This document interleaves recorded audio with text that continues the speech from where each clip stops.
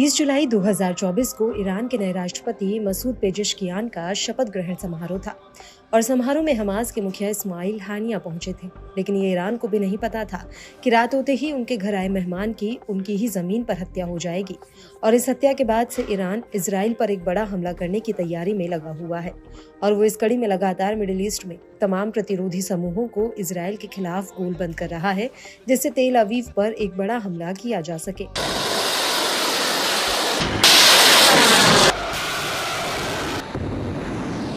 इसी कड़ी में अब वो एक ऐसी फौज तैयार कर रहा है जो चारों तरफ से इजराइल को घेर कर हमला कर सके। दरअसल न्यूज एजेंसी अल-इन ने अपनी एक विशेष रिपोर्ट में खुलासा किया है कि ईरान के एक एकीकृत केंद्रीय फौज बना रहा है जिसका नाम उसने कासिम सोलेमानी फोर्स रखा है, जिनकी मौत जनवरी 2020 में इराक की राजधानी बगदाद के एयरपोर्ट के पास अमेरिकी ड्रोन अटैक में हो गई थी। और इस फौज का ढांचा बिल्कुल ईरान रिवॉल्यूशनरी गार्ड कॉर्प्स के जैसा ही है, जिसमें 10,000 लड़के ईरान के प्रॉक्सी संगठनों से भर्ती किए जाएंगे जो कि इस समय यूएई में है।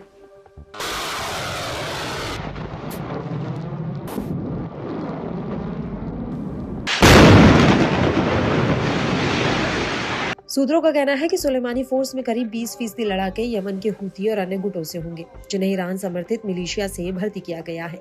ये लड़के इराक और सीरिया से हैं। दरअसल ईरान का इस नई फौज को बनाने के पीछे एक बड़ा मकसद ये है कि ईरान मिडिल ईस्ट में हर दिशा में अपना प्रभाव बढ़ाना चाहता है, जिससे ईरान के सभी प्रॉक्सी संगठन एक साथ एक फोर्स के बैनर तले आ सके।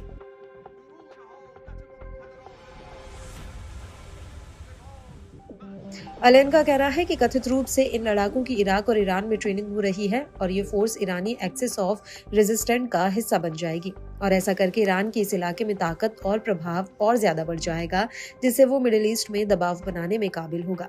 हालांकि ईरान ने आधिकारिक रूप से अभी तक इस फोर्स की घोषणा नहीं की है, लेकिन सूत्रों ने अल-इन न्यूज एजेंसी को बताया है कि इस फोर्स के प्रशासनिक और संगठनात्मक कार्यों में हिजबुल्लाह प्रत्यक्ष रूप से शामिल हो सकता है। वहीं हूती इस फोर्स के लिए अपने 1300 लड़ाके ट्रांसफर कर चुका है। हूती कुल 2000 लड़ाके इस फोर्स में भेजना चाहता है। बड़ी बात यह है कि अभी जो हूती के लड़ाके इस फोर्स में भर्ती हुए हैं वो हूती मिलिशिया के धार्मिक स्कूल से ग्रेजुएट हो चुके हैं।